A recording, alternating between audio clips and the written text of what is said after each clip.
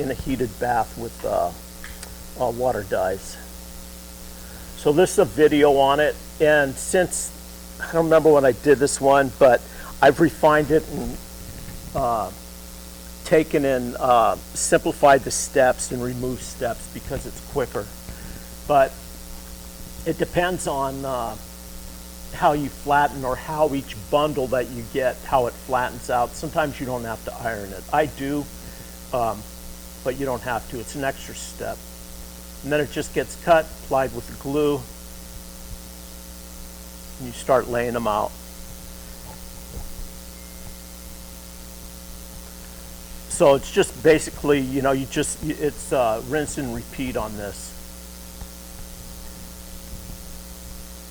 So this is a panel, and on that side, you can see the play on light, and then on this side, you can see the size of this panel. It's a door panel, but it ends up creating motion, and this one is three-dimensional, so it actually is raised at the peak of the chevron there, but it fools the eye, and if you take and lay it down flat and you're walking around it, it starts, you know, it starts messing with your eyes on how it's viewed. So it was designed to be viewed on the vertical and against a light colored wall, and it turns on and off during the day the way the light movement in the room is. So this is a little side chair. This is the mate to the eggshell chair, and this gets into where it's different patterns. This is laid up on Paulownia and cherry. The seat's done with ostrich eggshell, and then sycamore is the edge banding. And then this is a clock that I did. I started getting into clocks, and this is with black palm, and it's a closed board polyester finish on black palm. But the black palm worked really well with it, and then the face on the clock is eggshell. And then this is a black palm with black straw. And then this one is just regular. This is a three-dimensional lid, so it's elevated right there at this. And that rotates that light as you look at the piece. And then a tissue box just for, you know, little functional pieces for around the house. So straw, you can do whatever, and you don't have to cover whole pieces. You can do little areas on your work. You can make like little lids, or, you know, just different ways to bring in light or bring in movement. Or they can be a back panel of the wall cabinet. If you open up the cabinet, all of a sudden the straw lights up the interior cabinet. You can do it on the interior of boxes. You can do little compacts. You can be applied on metals, you know. So I mean, the possibilities on working with these, it just gives us another medium to where we just can incorporate it with, you know, our woodwork or just by itself. So shagreen, you know, it's fished or wild. I mean, it's fished, you know, being wild, or it's farmed. So you'll still see it around. Hope that came out right. You guys sort of know what I mean. It's also known as Gay Lushat, so it goes back, it has a rich history. But there's a lot of symbolism behind it historically, but it has a unique texture, and it's a real durable material. So it has a pebbled texture, calcium deposits, and you can get it as a leather or as a rawhide. And internationally, you'll see it used in different examples, you know, on armor, weapons, book bindings, boxes, furniture, and architectural interiors. They've done walls. So the origins are unknown, but the examples that have been found, you know, they go all the way back to the Egyptian pharaohs' tombs, and there's examples in China and Japan, to name a few. So it was also popularized in France during the Art Deco period. So the demand is driven by the leather trade, so it's directly related to the leather trade. And then a lot of the high style luxury interior designs will use these materials you know, for wall panels or whatever. So, and they're still trying to protect these species, you know, and so you got to pay attention to what's going on with the Convention on International Trade for, you know, for CITES and stuff. So it's like working with exotic woods. So the leathers are cut into panels. So this is a project that I'm not finished with yet, but it's going to be it's a top for a wall cabinet, and each hide was cut into a square, and then it was edge banded with a gaboon ebony, and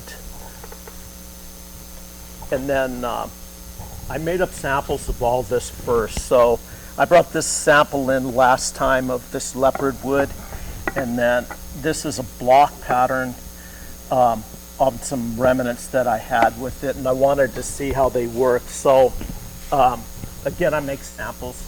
This is an old piece. This is just a little side table with ebony, and then the shagreen has little brass inlays. And then this another little sample box. And then this just a little jewelry box. This is a wall cabinet that I did, and the front of the cabinet is shagreen, and then the sides are the eggshell, and then the interior is French polished European pear.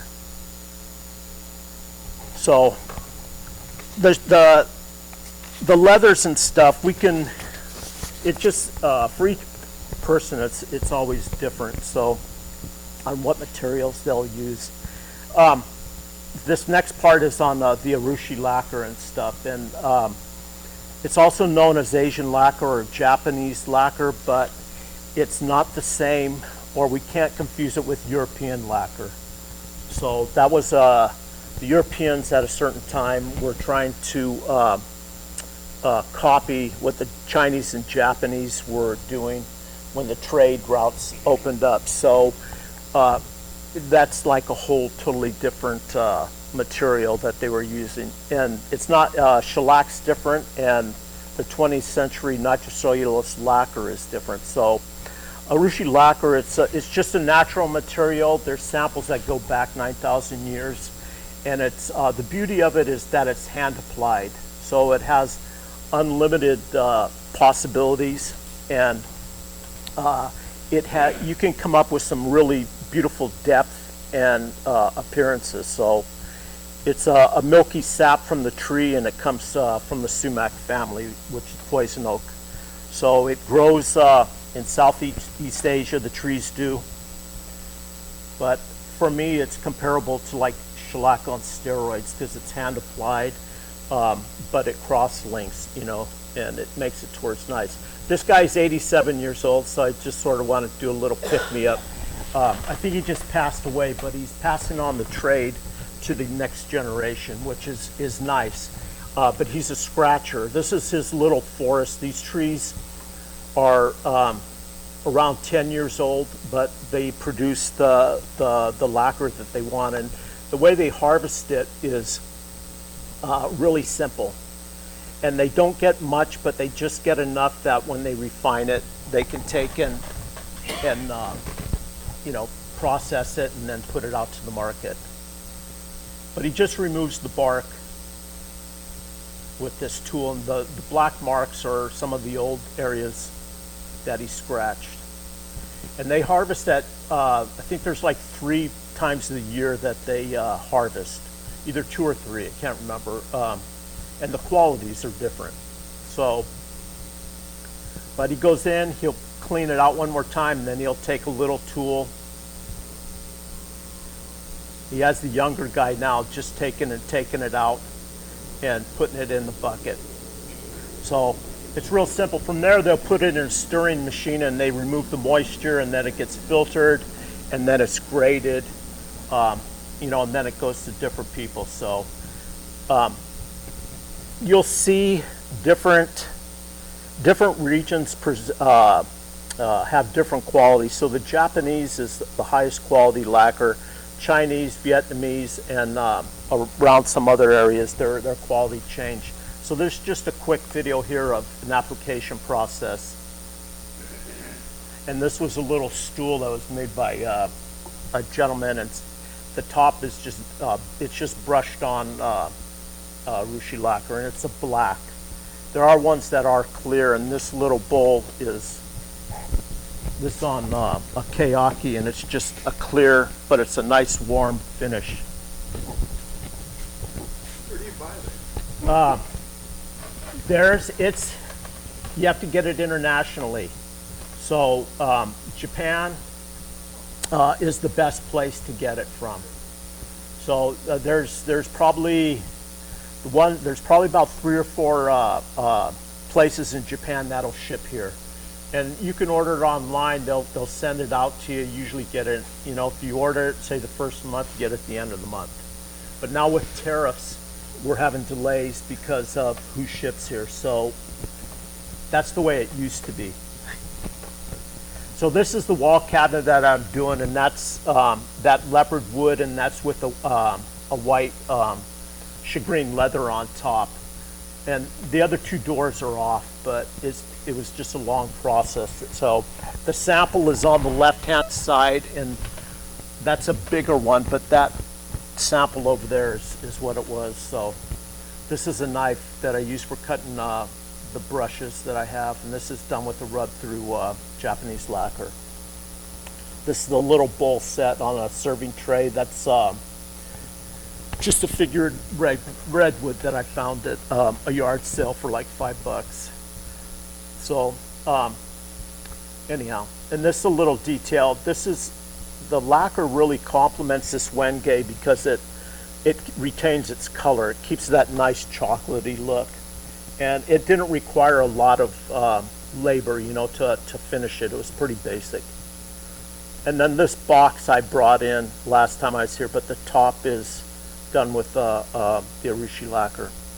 So the thing is with this material, there's like 265 variations on techniques, and they're grouped into a variety of styles. And the Japanese have done some of the finest work. The Chinese have also done some incredible work. So you'll see how they push the boundaries on doing this. And it requires, it's labor intensive, but if you do it because you like, you got the time, or for whatever reason you do it, then by all means, it's a nice discovery process. So it can be a real beautiful finish. And some of these ones up here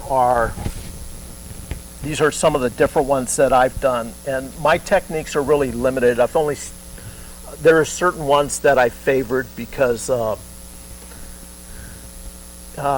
it just gets really hard to find the information on some of these techniques. They're usually handed down from generation to generation. So for us to go in and, like we're at McDonald's and say, well, I'd like fries with that, please. It doesn't work like that. So trying to get this knowledge, there's just another approach. And the people that are out there that want to share this you're finding more and more because they want to keep the craft alive. And if they don't share it, it's going to die. So it's the same thing with the group. If we don't share or talk about this, then we can't promote what we do. So it ends up to where we take it to the grave. So in closing, these are like the key points that have been important to me and that I've learned from other people. And some of my teachers, they just said, hey, we need to have fun with our work and enjoy it. It shouldn't be grueling and make us miserable. If it does, then you're in the wrong line of work. So trying to find happiness in what we're doing is sort of what it's all about. And then the other thing that I try to do is to attend a class once a year. And sometimes I've sort of whittled it down to where I'll have these 4 or 5 mediums that I'll work with, and that's all I'll attend classes on. And I meet new people that are like-minded. We get to share problems or see new work or seeing what's being promoted globally. So it opens up this whole other world to us And it gets us out of our shell, instead of just, working in the closet and not telling anybody. And then the other thing is tell your friends, grow the craft and try to approach it to where, we can just keep this thing going. So that's it, everybody. Thank you.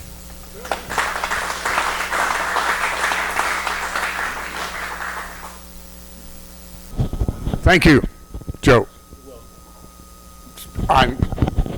Yeah. Okay. Now, I want to do something. Usually we take a break, but I want to do something. I want to do this before I forget it. You got this? Downside up. Inside out is correct. Because actually, there is the finished side, yes. All right, we got two of these. The gentleman that brought them in is not here. I got my microphone up here now. So, we're going to put this on a back of a piece of MDF. We got a gentleman out of, what's his name, out of Orlando, the guy that was down here, showed us how to do the finger joining. Yeah, him. I'm going to have him come down and help us because this takes, unless somebody else has got some talent that I don't have, this takes way more talent because this is a finished side and you got to scrape that all off of there after you get it glued down. And I think it'll really be, then we could get one of these finishes on there. This thing would be beautiful. We got two of them. All right, here's the point behind what I'm saying is I want to do this either on a weekend or I can't do it at night because I don't think there's enough time. What I want to know is how many people are interested in being involved in the process, okay? I'll have Mike send out an email. If you want to be involved in it, I want to know so I can plan the day and stuff like that. I'm not going to be a whole lot of hands-on. It'll be interesting regardless of what it is, It'll be really interesting. And if I can get Joe to come back here on a hands-on type situation, and we might do that too. You'd be interested doing a hands-on eggshell type thing, doing some polishing and stuff. It's break time, isn't it? Hey, you got any cookies? No. There's only cookies in the packet. Cookies in the package, peanuts, Cracker Jacks. That's all I got. Take a break, Alvin.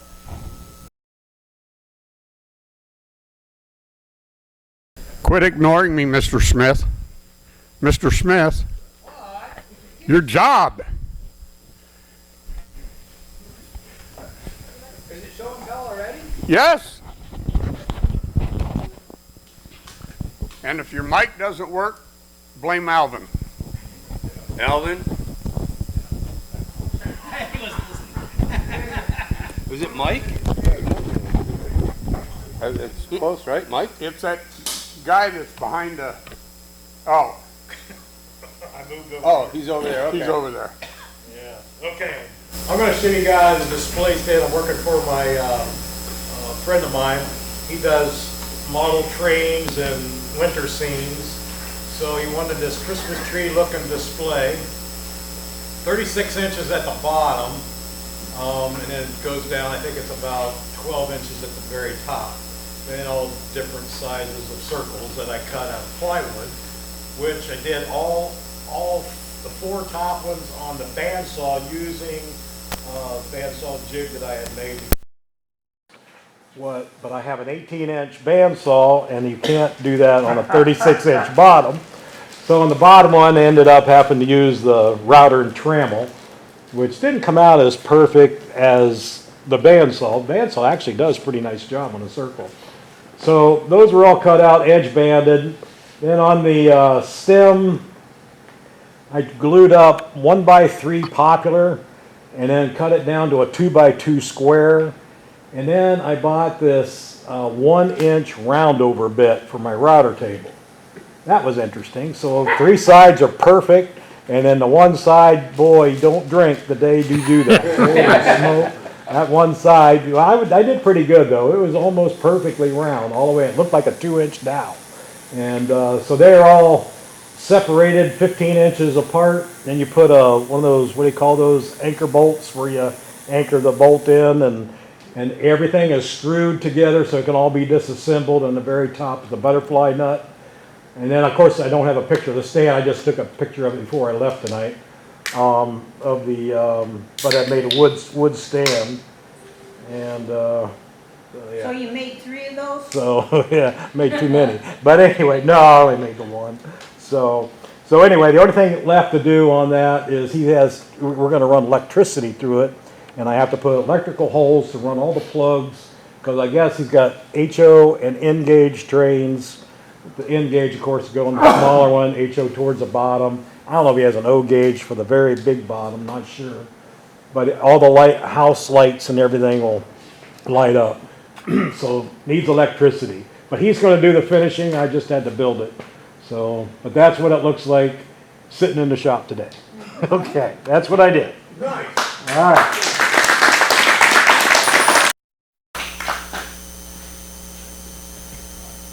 John. He's probably gonna want me to talk into the. Oh, into the mic. Oh, okay. Oh, I see what you mean. Okay. You're getting fancy with these fancy mics. See you, hear you.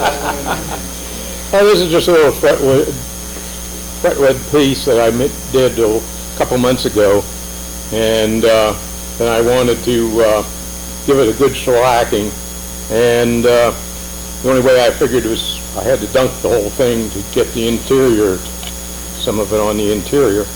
So I had to wait until I had a low humidity day to try it, because I found shellac and humidity are not friends. What day was that? I don't know, but somewhere along the line, actually the first try I did with it, it stayed a little sticky. And then I did it a second time and it came out good. And I thought I'd mount it on a little piece of border and board. I kind of like the way it looks. My critic at home says she doesn't like it, but that's all right. Is it scroll saw? Scroll saw, yeah. That's all scroll saw work. What kind of blade do you use on that? Probably a number 3. Reverse? Yeah, reverse tooth on the bottom. Well, you still have to sand. You know, you don't get away from that. In between.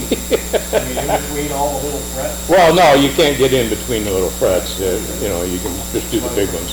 You figure nobody can see inside there anyway. Yeah, but a reverse tooth helps that, right? Yeah, yeah. And you'll see in the center here, there's very detailed, these are all little cuts in there. I did that, practiced it once, you know, before I actually did it on this piece, so that I knew what I was getting myself into. So, anyway, that's what I've been having fun with. Thank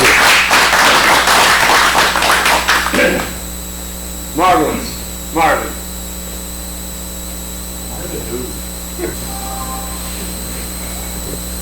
Come up with a new stand for the baseballs, and I make them little bats out of the 5/8 dowel rod that I buy at Lowe's, and I just make them a friction fit, and so I got a duplicator for my lathe, so it makes the process go a little bit quicker.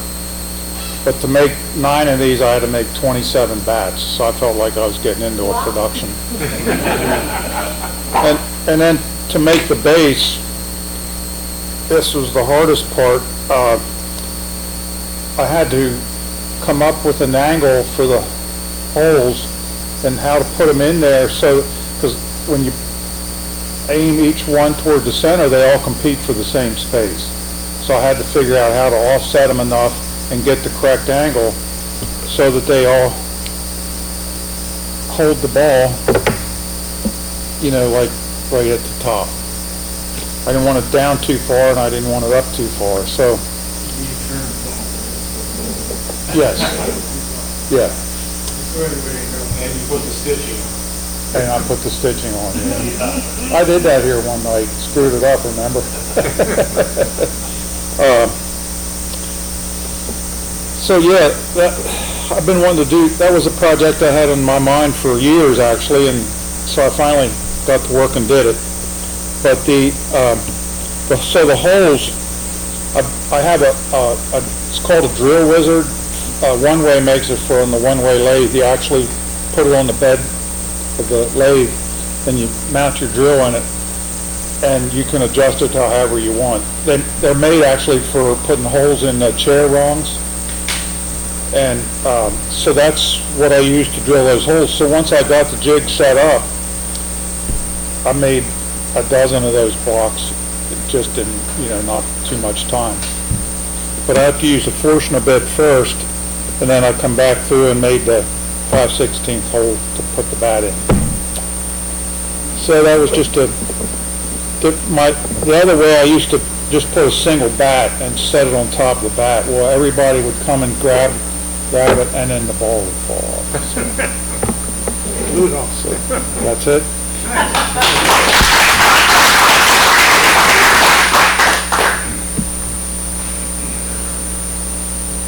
Okay, guys, AV.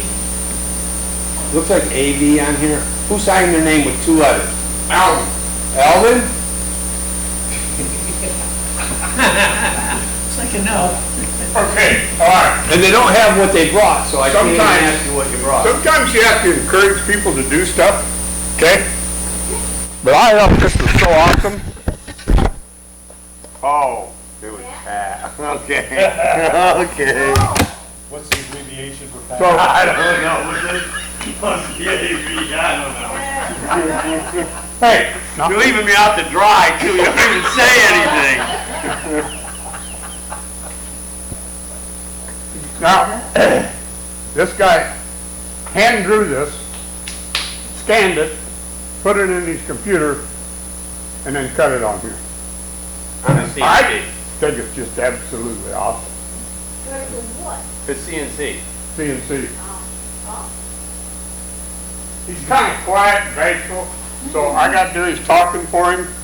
He's gonna sitting over there in the corner all by himself. He just stuck it back in his bag, but I keep dragging it out of his bag and doing it, so. Yeah, you're awesome, Alvin. I love it. Is that Pat's answer? Very nice, Alvin, very nice.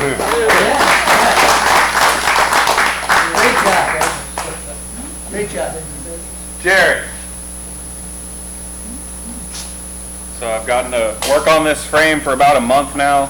I'll get behind this. Exactly 1 month. Exactly 1 month. Todd and Mike helped me put it together, and Richard's been helping me with the relief carving. And now I'm carving wood live 10 to 3 on Saturdays on YouTube. And as of right now, the process is just getting the mountains to fold in each other. So just add some more depth and dimension, and then I would like to do some gilding with like silver mountain tops and a starry night to like a twilight to like a day and like a sun and a moon.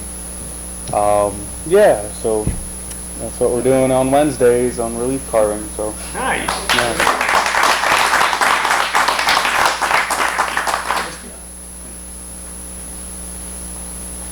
You know, you're coming, you're on your way, you know. Takes a little while. Takes me a little while. That's why I didn't rush you. Tom's up next. Couldn't find a chimney on this building. Again, another rosewood bowl.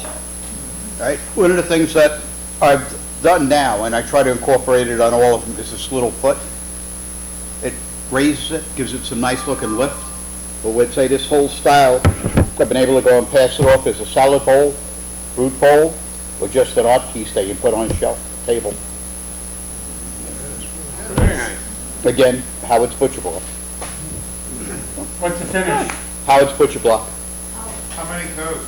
1. Just put it on, and I let it sit until I get back to it. And then you put it on the lathe and spin it? Nope, You just rub it out? With what? paper towel. I get that sheen. That was 1,000 grit. You ever use brown paper bag? Yes, sir. but they have to be from a certain store. It's like paper towels, gotta be a certain brand. Well, I haven't gotten that far. Nice job, Tom, nice job.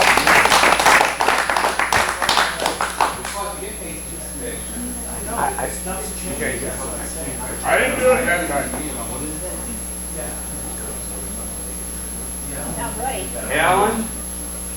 I thought that was a signing sheet. I'm a new guy. Oh, okay. Show and tell! Show and tell! All right, that does it for show and tell? No? Chair? Oh, no. Oh, no. Jack! Jack did a chair. This is Jack's chair up here, people. Jack. I'm gonna have to help Don't him go out out of the chair. Sit in it, sit in it. I saw a picture of Bruno Matheson made the chair, and I just copied it, basically. It was, I think they probably done in the 40s, and they still make them. And the chair is made out of laminated juniper wood. Juniper is primarily a boat building wood. It goes nice to weather and everything, but I like it because it smells good and it can bend the darn stuff. And the difficulty I have with the curved surfaces is trying to figure out how much lean back you want, how high the arm should go, and what's the pitch for this, and how do you marry this to this. And I fool around with it and everything. The thing I want you to really look at, though, is the beautiful leather work done by Carlos down on 12th Street. Took them forever to do it, but it's really, really nice. And I found out, looking up leather, there's as much variation in the leather as there is in the finishes he was talking to us about. You don't know what in the heck you fix to get unless you have somebody that does it. And leather doesn't come free.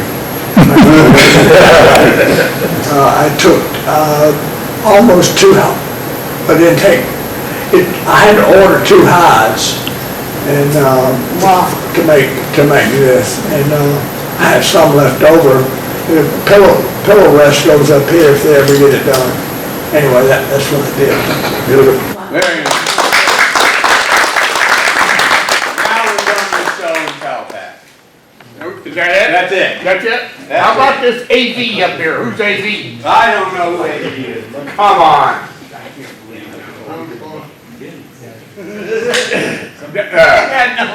The amazing part about that chair was the amount of time you get it done and you sit in it. No, that's not right. So you gotta fix it. You sit in it, you try it, you gotta fix it.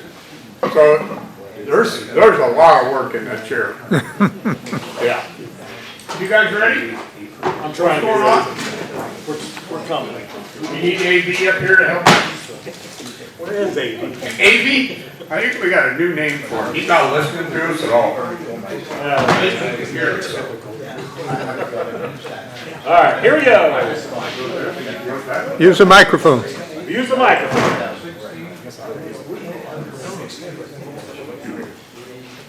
My pocket. Okay, here we go.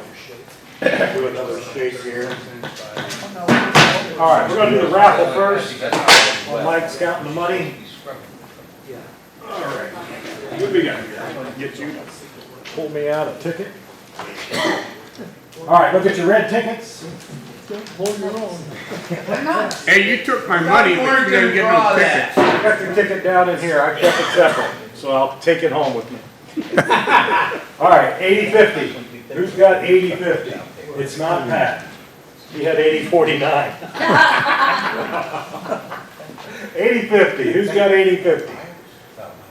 Red ticket, 80-50. Barry, can you read it or you need help? All right. Somebody help it Barry there. All right, come on down, Barry. Need a magnifying glass or what? Okay, very good. All right, we got, what do we got? 1, 2, 3. Oh, you got this one. This one's for you. Here it comes with instructions, and Pat can read them to you if you can't do it. Okay. Yeah, all right, here we go. We're gonna do this one next. We'll do the raffle while Mike's getting ready, then we'll do the 50-50. Here we go. You wanna read the names, call the number?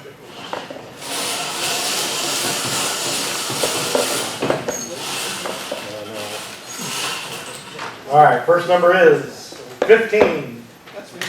That's you? No. 15, who's number 15? Hey, Oh, there you go. Hey. Come on down. How many, oh, these one or two? Go pick up the. These one or two? Pick your choice. This and this are all together? Okay, this is a bundle. This is, rental, tool. Blue tool. Okay. I'm joking. You can really be a cut. Keep the one side. Okay. All right, Japanese shop. Okay, here we go. 2 more to go.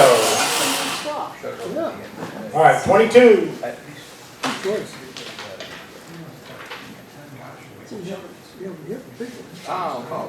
Brother Tom, come on down. And we'll do the last one. Last one's going to be 25. Either this set or this set. Not very. 25? Hey Barry, come on down. You got another one. I know. Sorry about that, buddy.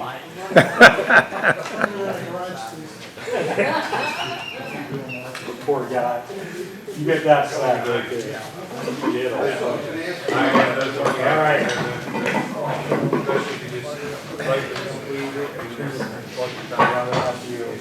Be sure you have clean windshield when you come down. All right, here we go. 50-50. Are you ready yet? We're still counting our money. You're counting your money? Yeah. Can we pick a ticket? Yes, no? I guess we'll pick a ticket. There you go. Here, George, pick a ticket. All right, thank you. All right, for the 50-50 ticket, coming up to Neil McCullough. He's not here tonight though, is he? Nope. Neil McCullough. Who's going to pick one for you? You want me to pick it? You trust me to do that? My job. Oh yeah, pick a card, any card, let's pick a card. All right, pick a card for old Neil, Neil will appreciate it. He wins $5. He won $5, all right, tell Neil he won $5. Okay, very good, that's it for me. That's it? That's it.